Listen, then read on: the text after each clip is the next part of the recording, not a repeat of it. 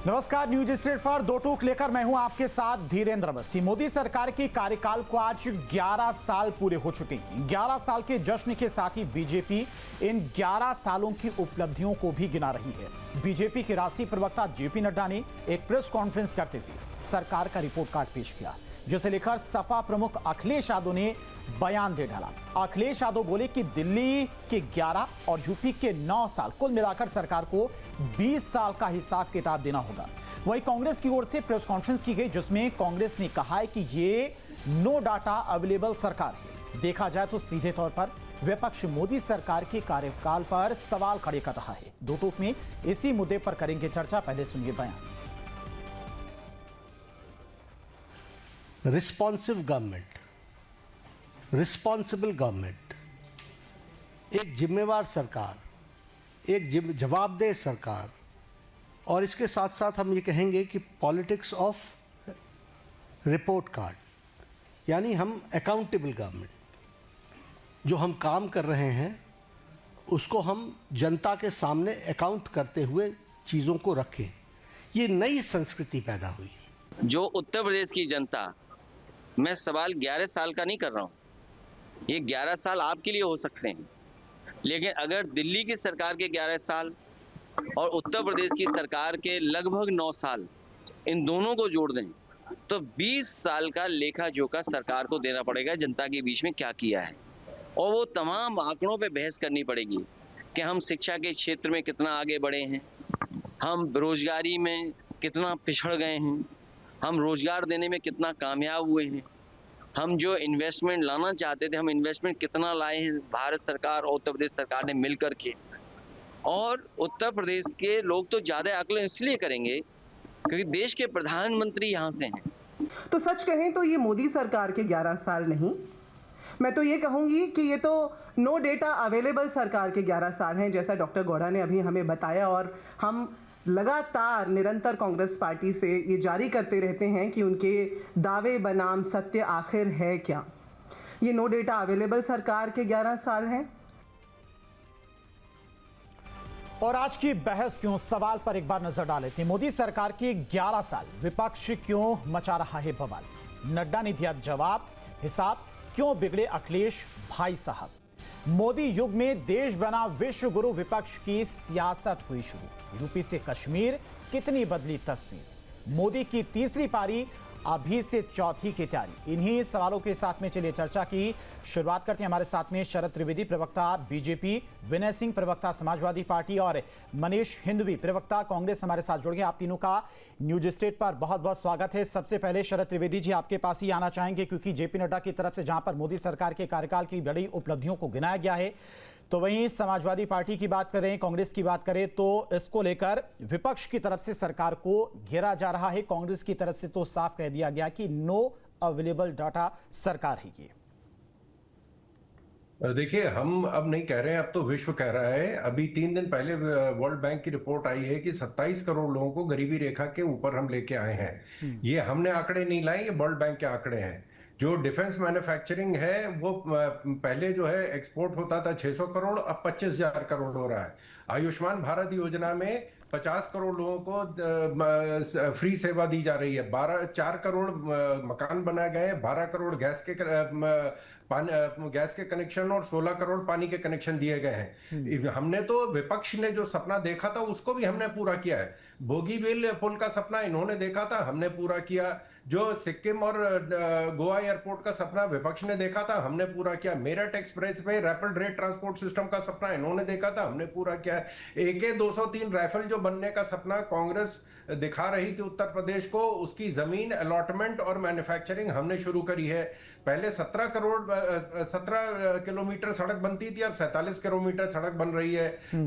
World के सबसे बड़ी मोबाइल मैन्युफैक्चरिंग देश भारत बन गया है। यहाँ C295 प्लेन्स बन रहे हैं, यहाँ पे टैंक्स बन रहे हैं हमारे। अभी जो है 3 दिन पहले करार हुआ है राफेल के बारे में डेसो कंपनी से। शरद जी, और हमारे यहाँ यही तो विपक्ष मान नहीं रहा है। कांग्रेस यही तो कह रही है कि सरकार की तरफ से कोई डेटा ही उपलब्ध नहीं करवाया जा रहा है। नो डेटा अवेलेबल सरकार है ये, और अखिलेश यादव तो 20 साल का हिसाब किताब मांग रहे हैं।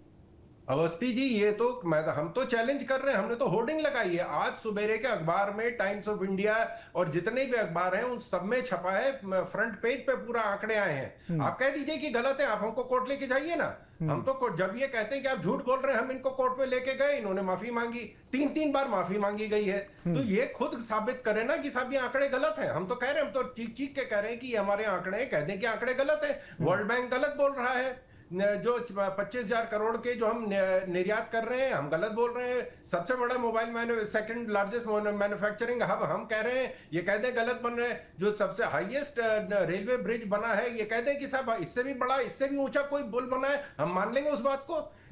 और सबसे बड़ी चीज ये है कि जब तीसरी बार माननीय मोदी जी की सरकार बनी है तो कुछ ना कुछ तो हमने अच्छा किया है। और जो बेरोजगारी, गरीबी की विपक्ष बात कर रहा है, इससे मैं पूरी तरह सहमत हूं, क्योंकि विपक्ष की गरीबी और बेरोजगारी दूर नहीं होने वाली है।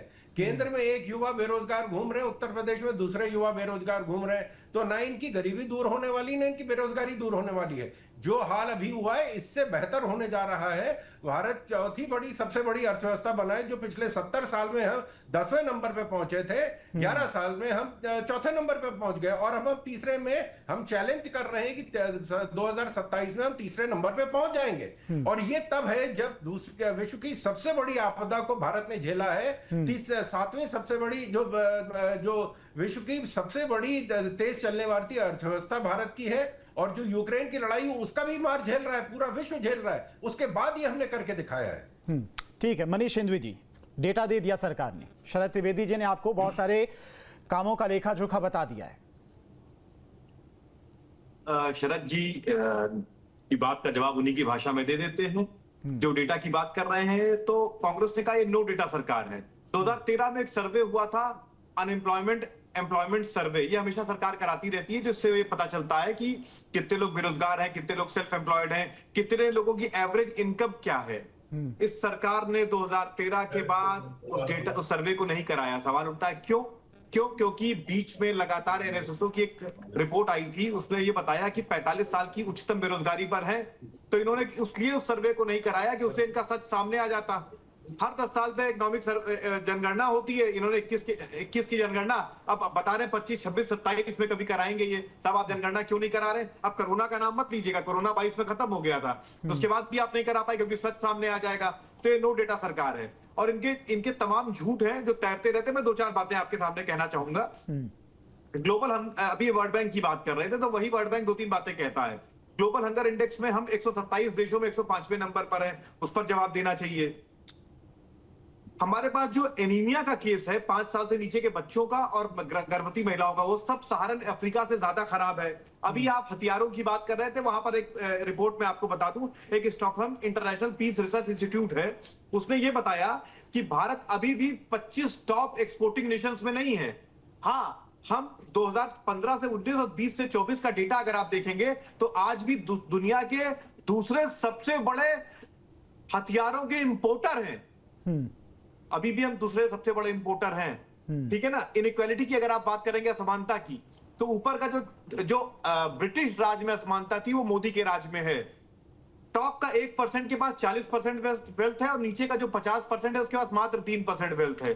कुछ और बातों पर ले जाएंगे आपको। एफडीआई, फॉरेन डायरेक्ट इन्वेस्टमेंट, जो किसी देश की ताकत का पैमाना होता है, 2007 के बाद की सबसे कम एफडीआई 2025 में हम 353 मिलियन पर आ गए, यानी बिलियन से घट गए हैं। 2007 में हमारे यहाँ 7 बिलियन से ऊपर एफडीआई आती थी जो लगातार बढ़ रही थी, और 2025 में 353 मिलियन हो गई। आप यकीन करेंगे, हम 17-18 साल की लोएस्ट एफडीआई पर हैं। तो एफडीआई क्यों हमारे यहाँ घट गई है? इसका मतलब इकोनॉमी के हालात अच्छे नहीं है।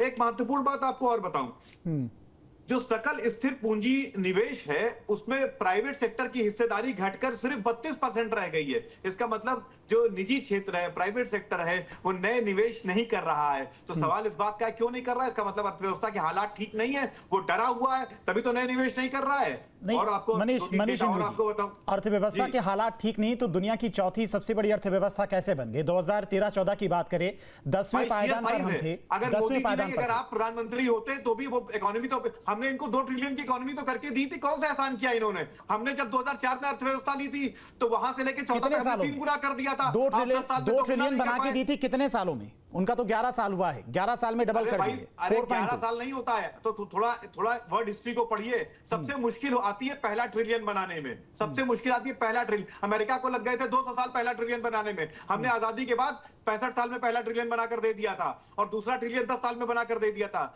और आपको मैंने 3 गुना इकोनॉमी करके दी थी 4 से 14 के बीच में, आप 14 से 24 के बीच में 2 गुनी नहीं कर पाए। कौन सा एहसान किया आपने भारत के ऊपर? आपके आर्थिक हालात मैंने तमाम डेटा आपके सामने रख दिए हैं। केवल 2024 में 12,717 स्टार्टअप बंद हुए। क्यों स्टार्टअप बंद हो रहे हैं? इसका जवाब ढूंढिए, पूछिए सरकार से। सवाल इस बात का है कि आप ये आत्ममुग्ध हैं और आत्मश्लाघा से भरे हुए हैं, और तमाम जो आंकड़े अन्य स्रोतों से आ रहे हैं उसको नेग्लेक्ट कर रहे हैं, और ये तमाम आंकड़ों पर चढ़कर बैठे हुए हैं। कोई सर्वे नहीं करा रहे, कोई कुछ नहीं, सब छुपा के रखा है डेटा इन्होंने। ठीक है, शरद त्रिवेदी जवाब, उसके बाद आपके पास आएंगे विनय सिंह जी आपकी। देखिए, अभी बहुत बढ़िया बात हमारे मित्र ने कही है, जो डिफेंस इंडस्ट्री की बात कर रहे हैं, क्योंकि इन्होंने पिछले 60 साल में इन्होंने कहा था कि डिफेंस जो है वो एक सरकारी विभाग चलाएगा, उसमें कोई प्राइवेट सेक्टर नहीं आएगा, क्योंकि इसमें डील नहीं हो सकती है, क्योंकि डील विदेश में होनी है। उनको विदेशी जो पूंजीपति और उद्योगपति, डेसो जो है वो प्राइवेट कंपनी है, बोइंग प्राइवेट कंपनी है, Lockheed Martin private company, Honeywell private company है, ब्रिटिश एरोस्पेस प्राइवेट कंपनी है, सारी वहां की बोफोर्स के, एचडीडब्ल्यू, इन सबसे एयरबस से खरीदने को तैयार थे। भारत के उद्योगपतियों से इनको दुश्मनी थी, ये भारत के उद्योगपतियों को नहीं चलने देना चाहते थे। आज सबसे ज्यादा जो डेटा दिया उस पे जवाब देते तो बेहतर होगा। और भारत दूसरा दुनिया का तीसरा सबसे बड़ा ग्रोथ मैन्युफैक्चरर। ये हमने किया क्योंकि इन्होंने दूसरे को चलने नहीं दिया। अरे भाई, डेटा आपके सामने, डेटा पे जवाब दीजिए ना। कह रहे हैं कि साहब आपने जो, मैं आपको बता रहा हूं कि जो ग्लोबल हंगर इंडेक्स की उन्होंने बात करी है, ये बहुत अच्छी बात इन्होंने कही है। ग्लोबल हंगर इंडेक्स में आया था कि साहब हम 105वें नंबर पे हैं, और पाकिस्तान से हम 27 पॉइंट नीचे हैं। जहां गोलियां चल रही हैं खाने के लिए, और हमारा देश जहां पे कि फ्री राशन मिल रहा है, उनसे हम 27 पॉइंट नीचे हैं। और ये बाद में जब इसका सर्वे किया गया कि ये सर्वे किया किसने था, ये 3 पता चला, टाइम्स ऑफ इंडिया में ये रिपोर्ट छपी थी कि साहब ये जो सर्वे है, एक कोई इस तरह के सैकड़ों मिक्की माउस और मैकडोनल्ड जो है डोनाल्ड डक इंस्टीट्यूट अमेरिका में है, जो इस तरह का सर्वे निकालते हैं। और वो सर्वे में ये हुआ कि साहब 3000 लोगों का सर्वे किया गया था, और उसमें ये पाया गया कि जिनकी उम्र 110 साल है। नहीं, ये झूठ बोल रहे हैं। मैं शरद त्रिवेदी, वो सारे अगर हम हंगर इंडेक्स में इतना पीछे नहीं है, अगर हम हंगर इंडेक्स में इतना पीछे नहीं है, चौथी सबसे बड़ी अर्थव्यवस्था होने के बाद भी 80 करोड़ लोगों को राशन क्यों देना पड़ रहा है सरकार को? हम राशन इसलिए नहीं दे रहे कि वो भिखारी हैं, हम राशन इसलिए दे रहे हैं क्योंकि वो अपनी आमदनी का बेहतर इस्तेमाल कर सकते हैं। ये हमने इसलिए नहीं किए, जितने 80 करोड़ लोग भिखारी नहीं है, ये सब सबल सक्षम लोग हैं, लेकिन क्योंकि उस समय अर्थव्यवस्था चरमरा गई थी, जब वायरस आया था, तो उस समय जरूरत थी लोगों को जिंदा रखने की, इसके लिए स्कीम लाई गई। जब देखा कि साहब इससे लोगों का न्यूट्रिशन बढ़ रहा है, खान-पान बढ़ रहा है, लोगों की आमदनी पे असर पड़ रहा है, क्योंकि जो आप भोजन पे खर्च कर रहे हैं वो आप किसी और चीज पे खर्च कर सकते हैं, मकान पे खर्च कर सकते हैं, बच्चों पे खर्च सकते हैं, शिक्षा पे खर्च कर सकते हैं। इसलिए ये लाया गया था। ये भिखारियों की कोई उन्मूलन की कोई निधि नहीं है, ये लगातार झूठ बोल रहे हैं। मैं इसका जवाब देना चाहूंगा। नहीं, आते हैं आपके पास, मनीष जी आते हैं। विनय जी भी हमारे साथ जुड़े हुए हैं। बोल रहे हैं, ये झूठ बोल रहे हैं। मनीष जी आ रहे हैं आपके पास, विनय जी भी हमारे साथ जुड़े हुए हैं, उनसे भी सवाल का जवाब ले लेते हैं। विनय जी, 11 साल बेमिसाल बीजेपी की तरफ से कहा जा रहा है, बड़े बड़े फैसले बीजेपी की तरफ से लिए गए, अखिलेश यादव 20 साल का हिसाब किताब मांग रहे हैं, पहला रिएक्शन? देखिए, भारतीय जनता पार्टी का जो 11 साल रहा, बेमिसाल जुमले की सरकार रही है। ये अभी हमारे मित्र ने जो आंकड़ा पेश किया है वो सही बताया है। मैं उसी से अपने आप को जोड़ते हुए मैं ये कहना चाहता हूं कि आपने 5वीं बड़ी अर्थव्यवस्था तो अपने आप को शो कर दिया, IMF सबने बता दिया, सब जैसे रिपोर्ट आ गई, लेकिन प्रति व्यक्ति आय क्या है आज की तारीख? लोगों की कमाई क्या है? महीने की 16,500 या कह लीजिए 1.98 सालाना।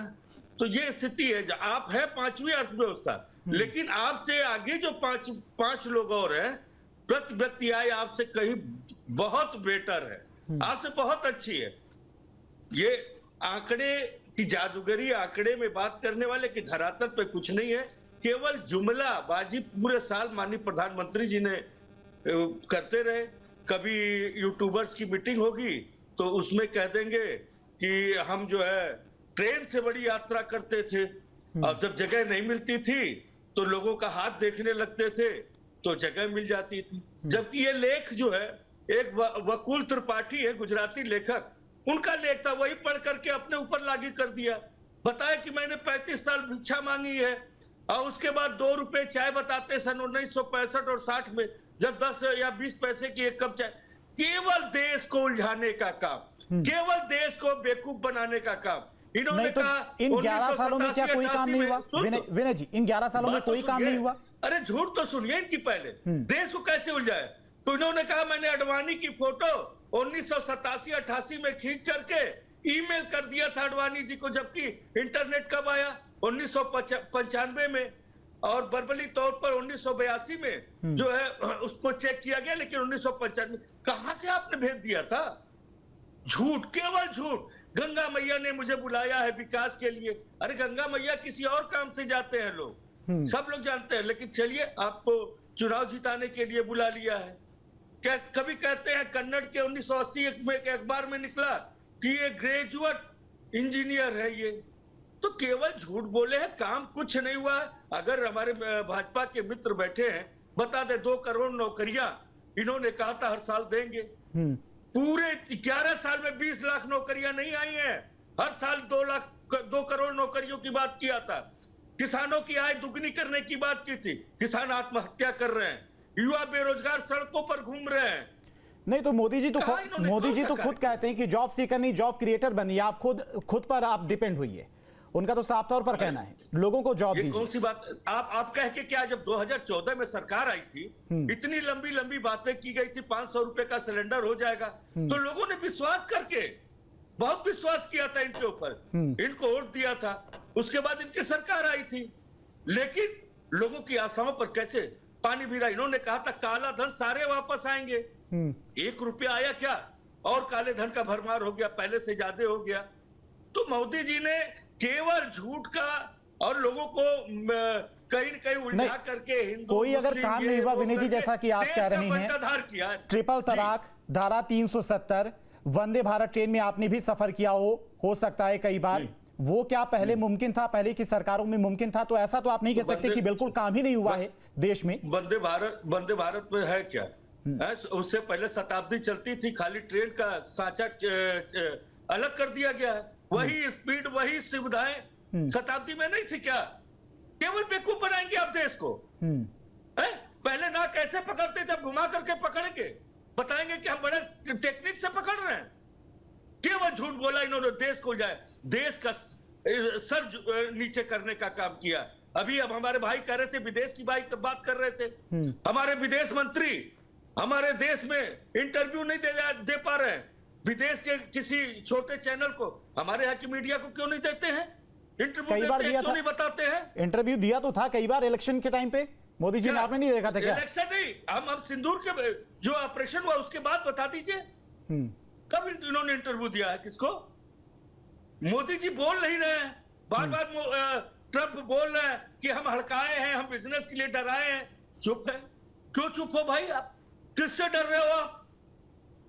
तो केवल देश को बेवकूफ बनाने से काम नहीं चलेगा। ठीक है, कभी कह दो कि आप जो है कि हम अच्छत बांट रहे हैं, राम मंदिर के नाम पर 10 किलो अच्छत इनके कार्यकर्ता लेकर के चले, 250 ग्राम बांटे, सेल्फी खिंचवाए, बाकी का तहरी बना करके खा गए। अरे हर चीज में घोटाला, हर चीज में घोटाला। ठीक है, शरद त्रिवेदी जवाब, उसके बाद आपके पास आएंगे मनीष जी। शरद त्रिवेदी जी, देखिए, विपक्ष की जब सरकारें थी तो जनता जो थी वो मर्सिडीज में घूम रही थी और सरकार हेलीकॉप्टर बांट रही थी। ये पिछले 11 साल में एकदम से सब गरीब हो गए हैं, पार्टी झूठ बोलने लगी है। और इतना हमने झूठ बोला कि समाजवादी पार्टी पिछले 2012 के बाद कभी कोई चुनाव नहीं जीती। कांग्रेस पार्टी ने जितने पिछले 11 साल में चुनाव जीते हैं उनमें टोटल सीटें जितनी आई हैं उससे ज्यादा हमारी पिछली बार आई जो सबसे कम सीटें थी। ये हालत तो इनकी कर दी गई है। तो इनको ये जो कहानी बता रहे हैं, मनगढ़ंत कहानियां जो सुना रहे हैं, इनको अपने आंकड़े से हमारा मुकाबला करें ना कि इनके समय में क्या होता था। इन्होंने 200 बिलियन उत्तर डॉलर प्रदेश में की किसकी सीटें अर्थव्यवस्था जाती दी हैं? थी, हमने 650 बिलियन डॉलर पहुंचा इस दिया। देश में, 9.5 इस देश के अंदर 950 बिलियन दो डॉलर व्यक्ति का को ढूंढना बड़ा जो हमारा मुश्किल है। निर्यात कब हुआ है मुझे एक बता दें मोदी कि जी साहब का फलानी के तारीख को साथ इससे ज्यादा पढ़ने वाला निर्यात हुआ है। सहपाठी, ये बता और दें कि दूसरा हम जिसको इन्होंने चाय चौथी पिलाया। ठीक है, विनय जी, बीच में नहीं। इनको इतना समय विनय क्यों जी, लगा? बीच में इन्होंने क्यों नहीं पहुंचा दी? ये खुद नहीं कर सके। उत्तर प्रदेश में जो हमारे मित्र बता रहे हैं, सबसे अच्छी चीज है कि ये ना तो राम मंदिर गए और ना ये इनके जो नेताजी हैं उनको मजबूरी थी अरे राम उनकी कि वो मंदिर में गंगा स्नान घोटाला करने करने थोड़ी नहीं गए, जाना क्योंकि था। जो वहां पे घोटाला है। सैफई में जो अरे अच्छा नाच गाना बांट का रहे थे, कार्यक्रम होता उसमें भी था, घोटाला। उसकी जगह अब अच्छा दीपोत्सव बांट हो रहे रहा है, थे, उसमें भी रंगोत्सव घोटाला। हो रहा है। ये सारी तकलीफ की बात है। अगर इतना अच्छा ये काम कर रहे थे तो इनको सत्ता में रहना चाहिए था। हम सत्ता में क्यों आए? आज कांग्रेस जो है, जो अब 23 राज्यों में होती थी, आज 3 राज्यों में पहुंच गई है। और समाजवादी पार्टी का दिल्ली में आए थे, उनके आपस में लड़ाई हो गई, इनका दिल्ली में खाता नहीं खुला, हरियाणा से इनको वहां से भगा दिया गया। ठीक है, आज की तारीख में जो एक चीज में मुकाबला कर ले, हम बता रहे हैं 17 किलोमीटर सड़क जो बनती थी, आज झूठ 47 बोल- किलोमीटर सड़क बन अरे रही है। सड़क 5 एक्सप्रेस जगह वे मेट्रो का हमने चलती थी, बताया है कैसे बनता है। 23 राज्यों में और 23 हमने शहरों में उदाहरण मेट्रो का पेश इंतजाम हो किया रहा है। है। एक्सप्रेस वे क्या होता है? ठीक है, ठीक है, विनय जी आ रहे हैं आपके पास। ठीक हम है, तो बता रहे हैं, हमने 4 करोड़ मकान बनाए। ठीक है, मनीष सिंह इन्होंने जी। कहा कि ये बताएं कि इन्होंने कितनों को उज्ज्वला योजना एक दी भी थी, मकान कितने लोग बता घरों में दीजिए। इन्होंने गैस के 5 करोड़ कनेक्शन मकान बने, विनय जी। पानी के कनेक्शन 5 करोड़। 16 करोड़ पानी के आंकड़े से कनेक्शन नहीं दिए, होता। बताइए इसका जवाब दे दे रहा हूं। तो आंकड़े सरकार पेश करेगी, एक एक घर जाके नहीं दिखा सकती ना आपको। सरकार तो आंकड़े ही रखेगी। एक मिनट मौका दीजिए। ठीक है, मनीष हिंदवी जी, मनीष हिंदवी जी। मैं अपनी बात की शुरुआत यहां से करता हूं कि आदरणीय त्रिवेदी जी का एक बात का चिट्ठा खोल देता हूं, अभी इनका सारा झूठ सामने आ जाएगा। इन्होंने कहा कि साहब वो कोई ऐसे लल्लू पंजू एनजीओ है, वो करता है इसको वर्ल्ड हंगर इंडेक्स को। कंसर्न वर्ल्ड वाइड और वेल्थ हंगर इंडेक्स 2006 से लगातार इस रिपोर्ट को पब्लिश कर रहे हैं। और आपको उसका तरीका बता दूं, जो इन्होंने कहा ना 3000 लोगों पर बात कर ली, कुपोषण से लेकर चाइल्ड मोर्टेलिटी के डेटा वो सरकारी आंकड़ों से लेते हैं, उसके आधार पर डेटा बनता है। ये पढ़ते लिखते तो है ना, इनको घर से बता भेजा जाता है भाजपा कार्यालय से कि जाओ खूब चिल्लाओ और झूठ बोलो, अंत में क्या होगा, जनता मान लेगी कि तुम झूठ बोल रहे हो, कौन चेक करने जाएगा तुम्हारा। लेकिन इनको बता देने की जरूरत है कि सारी बातें झूठ बोल रहे थे। और सुनिए मेरी बात, और उसके बाद इनका जो पीएम आवास योजना का सच जान लीजिए। अर्बन में 47% घर खाली पड़े हैं क्योंकि वहां ना पानी है ना बिजली है, तो लोग रहने नहीं जा रहे हैं। जो पीएम आवास योजना ग्रामीण है, वो 4.04 करोड़ घर बनाने का लक्ष्य था, केवल 2.77 करोड़ बने, यानी कुल 68% काम उसमें हुआ है, बाकी पैसा खा गए हैं ये लोग। तो सवाल इस बात का है, इंडिया के रजीम में पूरे 10 सालों में 5 से 6% की एवरेज ग्रोथ रेट रही है, यूपीए में ये 8% के आसपास थी। मनीष जी, आपकी सारी बातें मान लेते हैं कि सरकार ने खूब भ्रष्टाचार किया, कोई काम नहीं किया, सिर्फ जुमलेबाजी की, लोगों से झूठ बोला, झूठा प्रचार किया, तो उसके बाद भी तीसरी बार क्यों प्रधानमंत्री बन गए मोदी? देखिए, जिस तरह का सामाजिक विद्वेष का माहौल इन्होंने बनाया और एक तुष्टीकरण की राजनीति कर रहे हैं, होता चोरी क्या है कि करके। मैं अपनी बात कर दूं, मैं अपनी बात पूरी कर लूं, और जिस तरीके से इलेक्शन कमीशन से लेकर चीजों को मैनेज करें, सब सच सामने आ जाएगा। ज्यादा दिन नहीं बचे हैं, हमने वो युद्ध छेड़ दिया है और अब सब सच जनता के सामने आ जाएगा। ठीक है, शरद त्रिवेदी जी जवाब। देखिए, इलेक्शन आते हैं विनय जी, कमीशन आपके ने पास आते हैं। परसों ही इनसे कहा है कि आप हमको रिटर्न में रिपोर्ट दीजिए, लेकिन जो युवा नेता हैं, वो युवा हैं, लेकिन वो बचपने की बचपनी की अकानी बातें कर रहे हैं। अरे, वो जाके जनता के अकानी बीच तो में नहीं कह रहे करते हैं हैं। कि साहब हमारे साथ ये आपके धोखा हुआ प्रधानमंत्री की है। तरह। इसको कहते वकालत हैं तो नहीं है, वकालत में, झूठ मैं नहीं बोलते, पेशे से जनता वकील को हूँ, इसको वकालत वकालत में करते कहते हैं हैं। पेशबंदी। केस क्या है वो अलग चीज है, हमें पेश क्या करना है वो अलग चीज है। तो जनता के बीच में हमको तैयारी करनी है। अभी बिहार में चुनाव आ रहा है, हार जहां निश्चित है, इनको ये बिहार में तैयारी चुनाव आ रहा करनी है, है। जनता के बीच में क्या ये जाके कहेंगे कि साहब हम वहां चुनाव हार गए। हम तो पहले ही से कह रहे थे कि साहब इलेक्शन कमीशन की मिली भगत है। जब समाजवादी पार्टी ने कहा था हमारे 20-20% वोट जो है हर जिले से काटे जा रहे हैं, तो इलेक्शन कमीशन ने कहा हमको जिलों की रिपोर्ट दीजिए, कौन से वोट काटे गए, उसमें से कोई नहीं गया। इन्होंने कहा कि ईवीएम मशीन खराब है, क्योंकि जब भारतीय जनता पार्टी जीतती तो ईवीएम मशीन खराब हो जाती है। इलेक्शन कमीशन ने मुकर्रर किया, उन्होंने कहा कि आप आइए और इसको हैक करके दिखाइए। इनमें से कोई नहीं गया, ये तो क्योंकि ये बोफोर्स गन इन्होंने खरीदी थी। नहीं, चुनाव आयोग ने बुलाया तो था। जब ये मामला सामने आया था मनीष सिंघवी जी, तब चुनाव आयोग ने बुलाया था सभी दलों को कि आप हैक करके दिखाइए मशीन। भाई, चुनाव कोई गया ही नहीं था वहां पे। जिस तरीके से एक्ट कर रहा है ना, उसका सच बहुत जल्दी सामने आ जाएगा। वो बेईमानी, वो झूठ सब सामने आ जाएगा। तो बेईमानी क्या 1-2 राज्य में हो रही है? अगर बेईमानी करके ही जीतना होता है बीजेपी को, मैंने आपसे कहा ना, तो जहां पर कर्नाटक में बीजेपी क्यों हार गई? देखिए, ये हर मशीन पर थोड़े थोड़े वोट की बेईमानी करते हैं। जहां जनता का बहुत बड़ा झुकाव होता है, उसको नहीं रोक पाते ये। आप मोदी जी का एग्जाम्पल ले लीजिए बनारस का। वोट का 1.5 लाख, कहां 10 लाख से जीत रहे थे, 1.5 लाख पर आकर टिक गए। और वो भी अगर 10 राउंड तक प्रशासन ने जानकारी देना बंद कर दिया था, क्या हो रहा था अंदर, क्यों रोक दी गई थी काउंटिंग? देखिए बहुत सारे सवाल हैं जिसके जवाब नहीं है, और हम हर बात की शिकायत करते हैं। इलेक्शन कमीशन पूरी तरीके से भाजपा के एजेंट के तौर पर काम कर रहा है, लेकिन उसका भी जो सच है वो जनता के सामने हम ला कर रहेंगे। ठीक है विनय जी, उसके बाद आएंगे आपके पास शरद जी।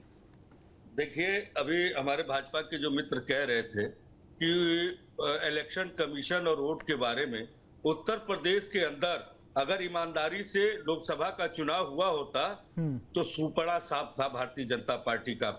हम लोगों ने बार बार शिकायत की है, हर बूथ की शिकायत की है। कम से कम 1,500 एप्लीकेशन हमारे कार्यालय से बराबर इलेक्शन कमीशन को जाता रहा और कहा गया देखिए यहाँ पर ये हो रहा है, यहाँ पर ये हो रहा है, लेकिन इलेक्शन कमीशन ने कतई संज्ञान नहीं लिया, क्योंकि वो भारतीय जनता पार्टी के इशारे पर काम कर रही थी। यह माननीय प्रधानमंत्री जी और पूरी भारतीय जनता पार्टी एक झूठ की पाठशाला है। हमारे जो भारतीय जनता पार्टी के मित्र, इनको स्क्रिप्ट मिला होगा वहां से, भारतीय जनता पार्टी के कार्यालय से, कि इसको ले जाकर के पढ़ना है, क्योंकि माननीय प्रधानमंत्री जी खुद ही झूठ के बहुत बड़े ब्रांड एम्बेसडर है। उन्होंने कहा 35 साल हमने भिक्षा मांगी है, ये तो मालूम होगा हमारे भाजपा के मित्र को। और उन्होंने कहा मैं बड़ नगर स्टेशन पर चाय बेचता था। अच्छी बात है, छोड़ दीजिए विनय जी, वो पर्सनल चीजें छोड़ दीजिए। सुन तो लीजिए, लेकिन वो स्टेशन पे मालगाड़ी आती थी। क्यों झूठ बोलते हैं भाई? क्यों पूरे देश को आप भरमाने का काम करते हैं? कभी कुछ कहते हैं। इस देश में दो चीजों को ढूंढना बड़ा मुश्किल है, एक माननीय प्रधानमंत्री जी का सहपाठी जो साथ में पड़ा हो, एक दूसरा जिसको इन्होंने चाय पिलाया हो। इन्होंने पूरे देश को ईमानदारी बना करके 10 सेकंड में जवाब, समय कम है, 10 सेकंड में शरद जी। देखिए हमको अपनी खबर नहीं यारो, तुम जमाने की बात करते हो, ये अपनी खबर बताए ना कि इनके कार्यकाल में सिवाय जो नाच गाने का कार्यक्रम होता था, गरीबों की सेवा होती थी। बंबई से गरीब एक्टर आते थे और सैफई में गरीबों के लिए कार्यक्रम करते थे, वहां सारे गरीब इकट्ठा होते थे। विनय जी बीच में नहीं, समय कम है, बीच में नहीं। तो नाम बता रहा हूँ, मां गंगा ने बुलाया। विनय जी बीच में नहीं। पानी को इन्होंने 2,500 एकड़ जमीन दी थी दादरी में, ये बताएं कि उसमें इन्होंने पैसे नहीं लिए थे। ये खाली झूठ बोलना, खाली हमको असत्य को सामने रखना है, और हम अपने घर में झांक के नहीं तैयार नहीं है। ठीक है मनीष जी, शरद जी और विनय जी, आप तीनों का बहुत बहुत शुक्रिया न्यूज सिटी से जुड़ने के लिए। तो फिलहाल सरकार की तरफ से 11 साल बेमिसाल के तौर पर मनाए जा रहे हैं। बड़े फैसले जो सरकार की तरफ से लिए गए इन 11 सालों में, जहां भक्ति है हर शब्द में, कथाओं में छिपे हैं दिव्य रहस्य, और ज्योतिष देता है जीवन को दिशा। धर्म से जुड़ी हर बातों को जानने के लिए हमारे चैनल स्तुति को सब्सक्राइब करें। चैनल पर जाने के लिए इस लिंक पर क्लिक करें।